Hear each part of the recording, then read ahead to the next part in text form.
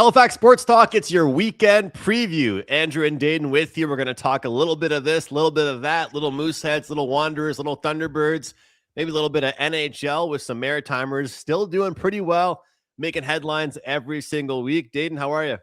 Not too bad, not too bad. There's also some stuff going around about the Forum in Halifax. We'll get to that. We'll touch on that later in the show. But man, it's a jam-packed Thursday, and we'll get right into it. Why don't we bring Jeremy on board, because we've got him backstage ready to talk some Thunderbirds.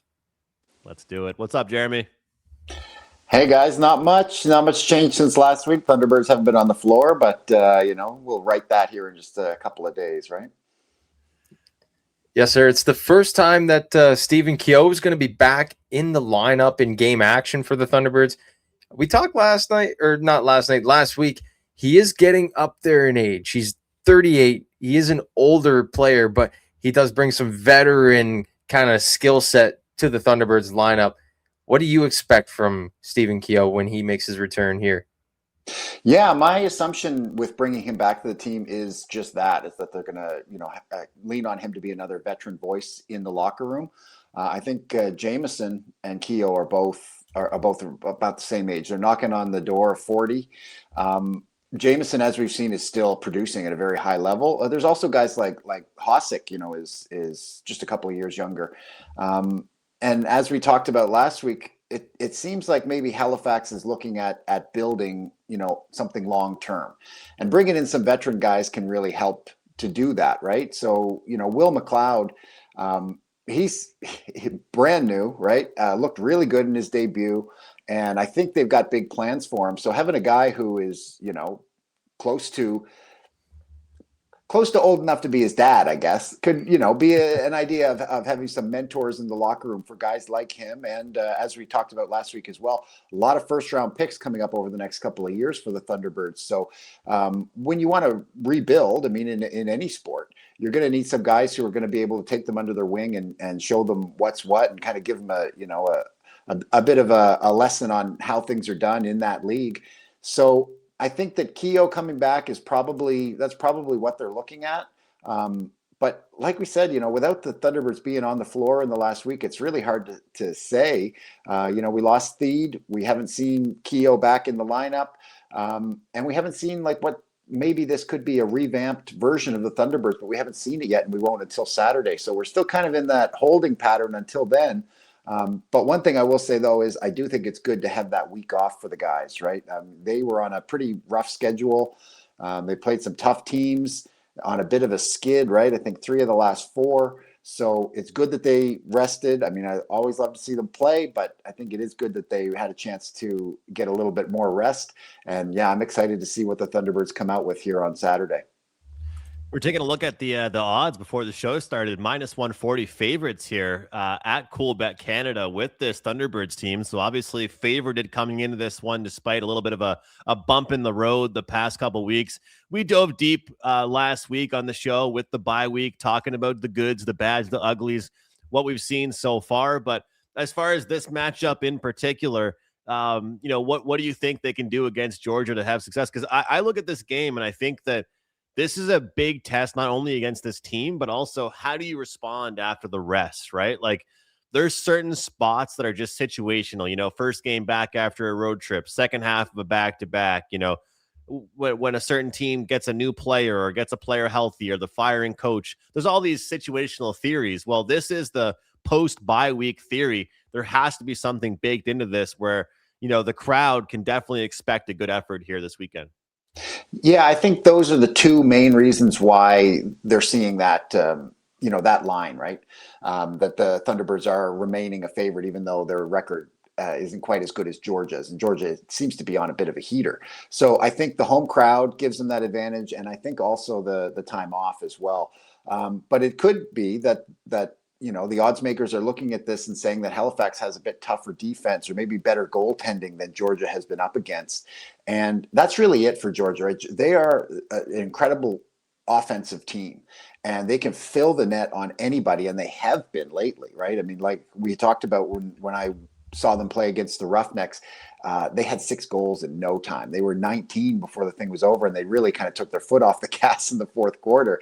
So they could have gone way higher than that. You know, if there's an over under and it's in the 20 or so range, something like that, that's something I would say. You know, if you're a betting man, I would probably take the over because Georgia can score.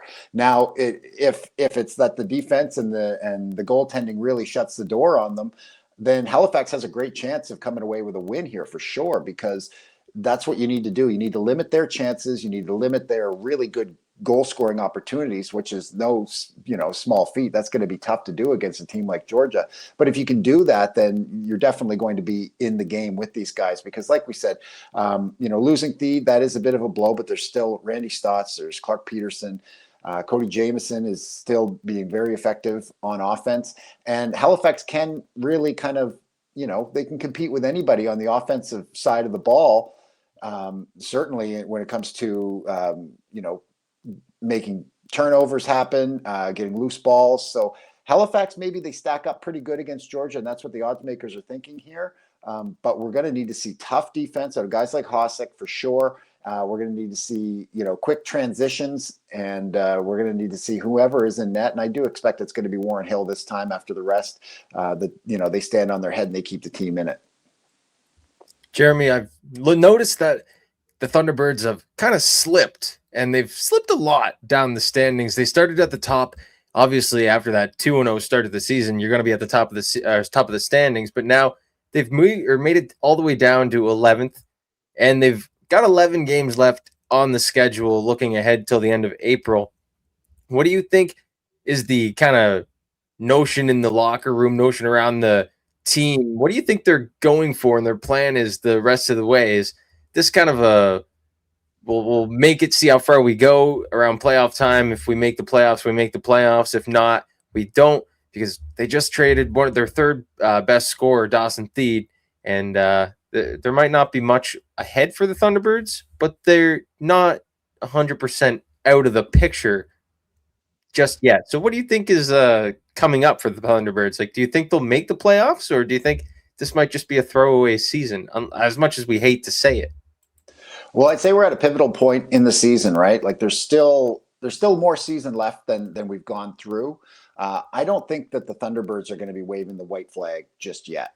So we talked about, having younger guys like McLeod, having all those draft picks that they got, in exchange for Thede, and they had a few already. So we can kind of get a sense that maybe they're looking at a long-term picture of building a younger team. But when you look at the standings, right? So who's on top? Saskatchewan. That's 2 games that Halifax lost, and neither of them were really blowouts, right? They were competitive against the top team in the league. You've got Ottawa, you got Oshawa, even Buffalo, right?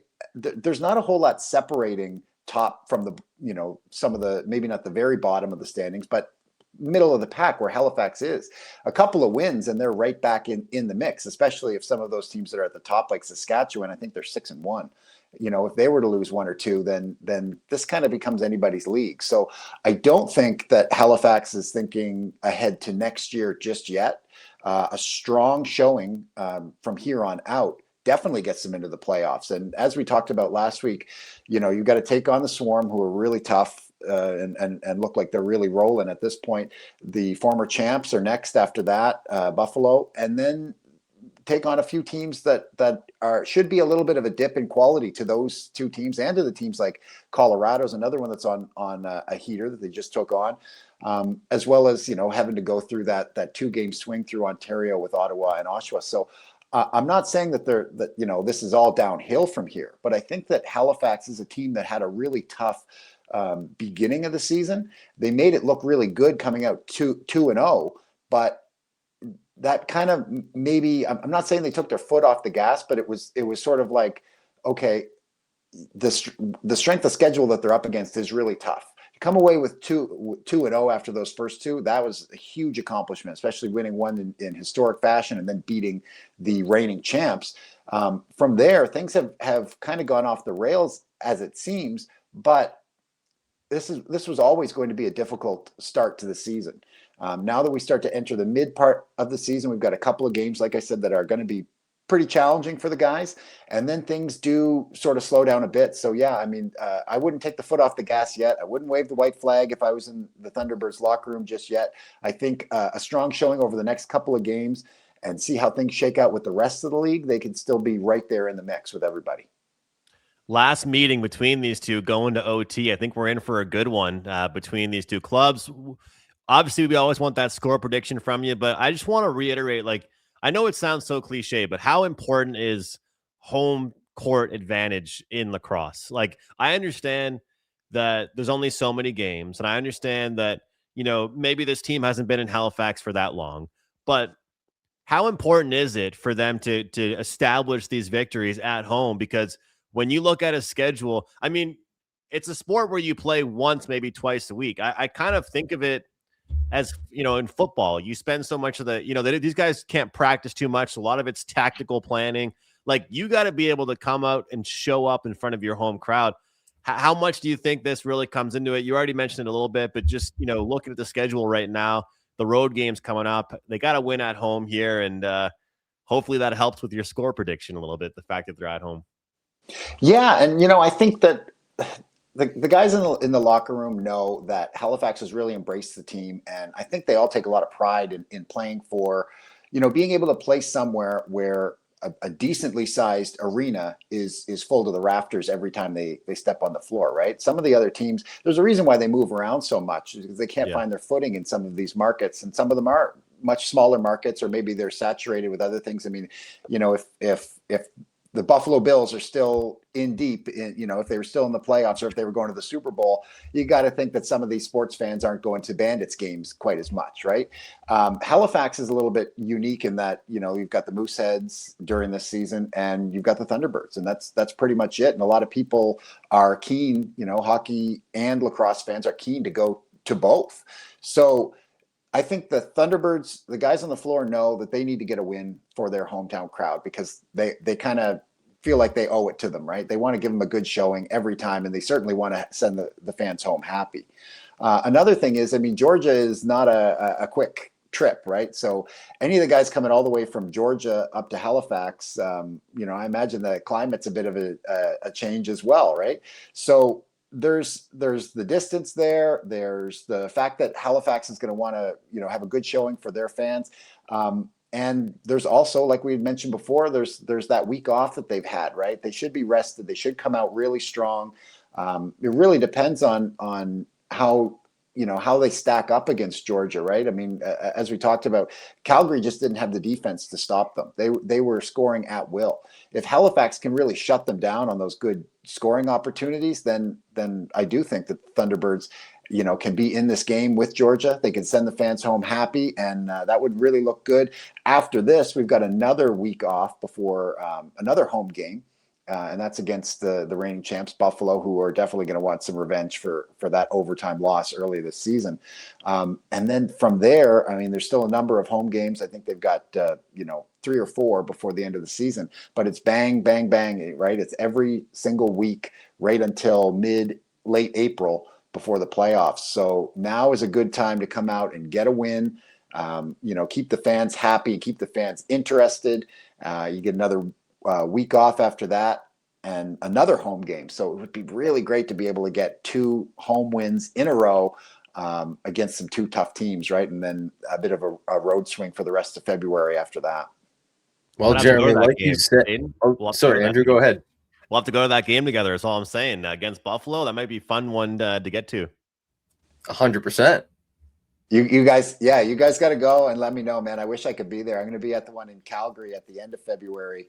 You know, I've got a Thunderbird shirt, so I'll let you know how much I get chirped at the Saddle Dome. But I will say that's another thing in Calgary, man.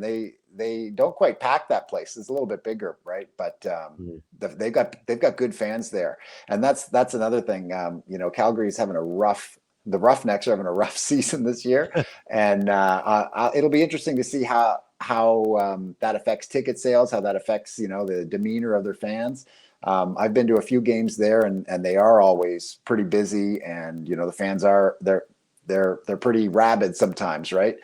They've had some good teams over the years, so I'm really interested to see how they receive Halifax here in about a month's time. Well, Jeremy, like you said, keeping the fans happy, keeping the fans interested. It's country night this weekend in Halifax, so giddy up, yeehaw, go Birds. But last but not least, could we get a score prediction? You can definitely get a score prediction. Yeah. I love that it's country night. I love that on the Thunderbirds website, right? The guys in cowboy hats and stuff. Yahoo! Here we go. So I'll do this little tongue in cheek because I've made a couple of predictions where I said that Thunderbirds wouldn't come out on top, and that kind of worked out pretty well for our boys. So my guess is a pretty decently high scoring game. I'm going to give a score prediction of 15-12 for the Georgia Swarm. You can read into that all right, I'll read into that. I'll read into that. All right. All I know from that is I'm logging into Quebec, Canada, and I'm taking the over. That's all I know. That's what I'm hearing out of that. But I'll read between the lines on that, and hopefully we'll get a good game. All right, we got to make sure that at some point when you're visiting home, or at some point we'll watch a game together, or we'll make sure. And maybe later on in the season we'll start doing some. Some interviews or some, big specials where we get some other shows going on, because this team, as you mentioned, not ready to wave the white flag. A lot of season left to go here, but got to get this win on home court. Look forward to it. And we all know what Jeremy really means with that score prediction. So go Birds. Let's have a good one here. Jeremy, thanks as always, man. Good to see you. Thanks. Yeah. And if at some point there's one on TSN or on NLL Plus, we all do a live stream, watch it together, have a couple Keiths while we do it. I think that'd be a great idea. Yeah. Sounds good to me. All right. Sounds thanks, guys. good, Jeremy. All the best. Andrew, another great chat with Jeremy. Let's go Birds, I guess. Country night. Maybe I know what Jeremy thinks with that score prediction, 15-12. Maybe it'll be reversed there for the Birds, but who knows? We all know what that means. And, it's like he's given us some good score predictions, but sometimes it's been a little bit of reverse of which team might win. So all I know is that he's going to be right with the over. And looking at the number right now, 21.5 over under at Coolbet. I'll be taking the over because of him. That's for sure. So we got a lot to get to, though. That's our Thunderbirds talk for the weekend preview here. Hopefully the Birds can get back on a winning note, but the Halifax Mooseheads, after a handful of home games, they take the road going to Quebec, a handful of games in a row for them. They've got Shawinigan, Victoriaville, and then Sherbrooke. And of course, they just defeated Sherbrooke in that game that I was at last weekend. And so how do you feel overall about this Mooseheads team heading on the road to Quebec? It's obviously a big weekend for them. Huge weekend for the Mooseheads, like you just alluded to. It's a road trip near the end of the season, and we all know that things might not be going just how they want. And I watched one of the Mooseheads it's the Moose Tracks Uncharted, right where they go behind the scenes, and Brad McKenzie speaking to the team, and he says, "Boys, I don't think we're obsessed about the details." He's got guys coming to the bench asking what face-off they're doing on the PK, and that's like the little things. And it was that video, it was kind of like neat in a way that you don't see that kind of stuff all the time, but it shows how into the details, the little details that Brad McKenzie really wants these boys to be, and how true to the fact that is how you build a winning team. You start from the small details and then you work your way up. And I think that's where the Mooseheads kind of have to just get back to. Like we've been talking the whole season about playing full 60-minute hockey games, trying to maintain good leads. We've seen a couple of times this season they've built 2-3 goal leads and ended up in overtime and then losing the game, quite much like that game against Drummondville last weekend where they lost in overtime. So I think it just goes back to the little details, got to get rolling, and the big dogs like Kennedy, Kulibiakin, Kilfoyle, Carrier, they all have to get back into their scoring touch, and I think the Mooseheads will be just fine and maybe take 6 out of 6 possible points here on the road in Quebec. Love it. Great breakdown. And I'll tell you, this is going to be huge to get off to a real good start. I mentioned it on Monday. For some reason, this team has gotten better as road trips have gone on or as weekends have gone on. And it's been, usually it's the opposite. You know, when the more tired you get, the worse your game gets. Well, we've seen them kind of improve as weekends have gone on. So they're playing a team that, you have jotted down for us here This is a team playing pretty well with Shawinigan, winners of 7 of their last 10, and also the first meeting between these two clubs. It's got to be a tone-setting game here. And obviously, I want the W out of this Moose team, but it's going to be a lot of what we learn about this team in game one will dictate how this entire weekend goes. You got to pile up some points here in this Quebec trip. Don't forget, the last time they were in Quebec, remember that last game of their roadie? That did not go how they wanted it to go. So the start and the finish have to be huge. Obviously, that game sandwiched in between with Victoriaville, but Victoriaville may be the game that they could take advantage of because another team sort of in a similar situation, similar boat as the Mooseheads, but got to get off to a good start against Shawinigan. Absolutely. Andrew, both of their last 2 road trips, actually, if you remember the game against Val-d'Or where they were able to kind of come back and then Val-d'Or put up 2 late, it was a 6-4 final, and then the 9-3 drubbing from Chicoutimi that they were able to kind of dust off before getting back into action. But I look over at Shawinigan, and they've got 5 guys. The top 4 of them are over 40 points in scoring. Cole Chandler, the Halifax native, comes in at 39 points. So that just shows that this team can score in bunches, and they share the wealth out throughout the lineup. And it's going to be tough for the Mooseheads to kind of combat that. They're in 4th in the West. Mooseheads are back down to 7th, where they've tried to climb their way out of a little bit recently. But I really think that just shows how much the goaltending and the defense is going to have to step up this weekend. And I think Owen Brisson might be playing a lot of hockey coming up here in the near future. We'll see what he can do. And as much as you know I'm a big depth guy, as you talked about, the big boys will have to have a big weekend for this team. And I have a feeling if I were to pick goal scorers here, I have a feeling Quinn Kennedy's in for a big weekend. You give him that suspension, has to miss out on a winning game in Sherbrooke against Sherbrooke at home last weekend because of the fight against the Cape Breton Eagles. He's going to be eager to be back in this lineup, ready to rock and roll. Quinn Kennedy, I think he's my guy for this weekend to lead this team to success. Carlos Handel, man, he had a great weekend last weekend. Obviously, an NHL prospect, a guy, drafted already, a guy that, has high expectations here. He's got to continue to step up into the rush. I think the problem is, Dayton, it's tough here, and I'd love to talk to somebody about this that covers the team even more, where they want to be safe defensively, but I can tell they also want the defenseman jumping into the rush. So it's that healthy balance of, hey, we got defensemen jumping into the rush, but we also want to stay at home as well. So very curious to see how that works out. But the big boys have to step up and be the big guys for the team. And as I mentioned, that Victoriaville one, that's kind of the sandwich spot, right? Like that's what we call it typically, is looking at this schedule here. You've got a really interesting mix of different type of games because, the last time these teams played, Mooseheads won at home 4-2. The Tigres pretty much rely on 2 main players. Like when I talk about depth a lot, this team probably lacks depth more than the Mooseheads do. They're reliant on just 1 or 2 players to do the bulk of the scoring for them.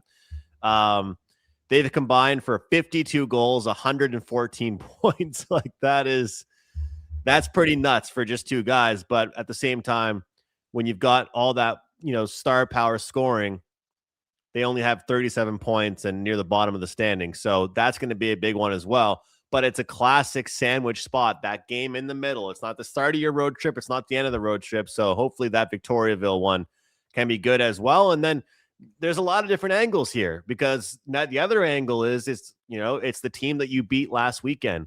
And Sherbrooke's going to want to get revenge because I said it to you on Monday, and I'm cheering for this Mooseheads team. I think Sherbrooke kind of got hosed by the referees. Like that game was over in the first period because there was like a double minor. There was a 5-minute major. Like that game was over before it started because of all the power plays. So, Sherbrooke's going to be really eager to get back on track and get their revenge against the Mooseheads. Andrew, I'm 100% with you on that one. And something that people might not know is that I believe it's the Centre Sportif Leopold Rollet in Sherbrooke gets loud. The fans there, don't have much going on. The outskirts of, like, that's why Drummondville, places on the outskirts of Montreal to the east, still closer to New Brunswick side, they love it. And they love their Q hockey. Sherbrooke, as much as it is a newer team in the league back to 2012, they got fans and they'll pack that barn. And the Mooseheads know it back from the 2023 playoff run. It can get loud in there. But I think that the Mooseheads are going to have to try and find a way because, Andrew, it's a 3-game in 3-day swing. Usually they'd be starting tonight on the Thursday, take a break on the Friday, and then play the Saturday, Sunday.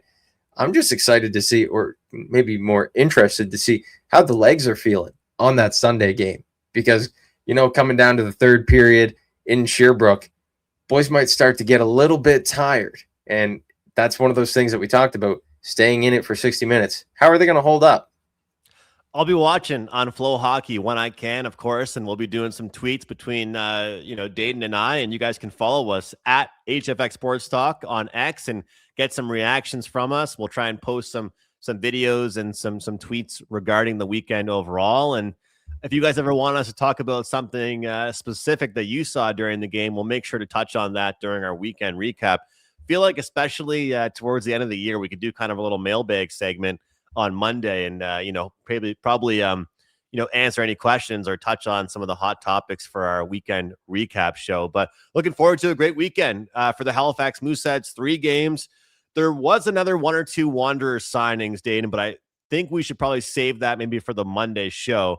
But there's a big topic we got to get into for the final few minutes of this show here. Let's bring it up here. The Halifax Forum. Anybody growing up in this area, this is an arena you've been to multiple times, whether you've watched junior hockey or university hockey, or you've had Sunday skates. I had skating lessons here as a kid.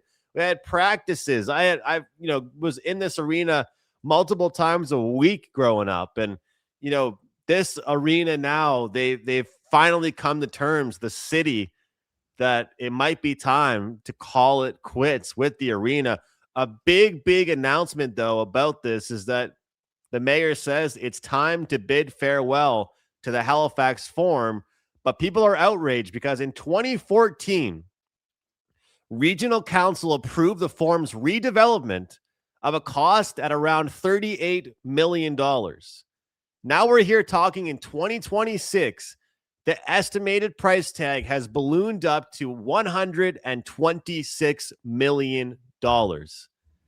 This is a big difference as far as how things move, how things have changed from $38 million to $126 million to revamp the Halifax Forum, to change the Halifax Forum, and it's just getting too old. So if you're from Halifax, if you're a hockey fan, you've been to the Halifax Forum, and for lack of better words, it sounds like our city has shit the bed on what they were going to do with the Halifax Forum, because that's a big difference in cost.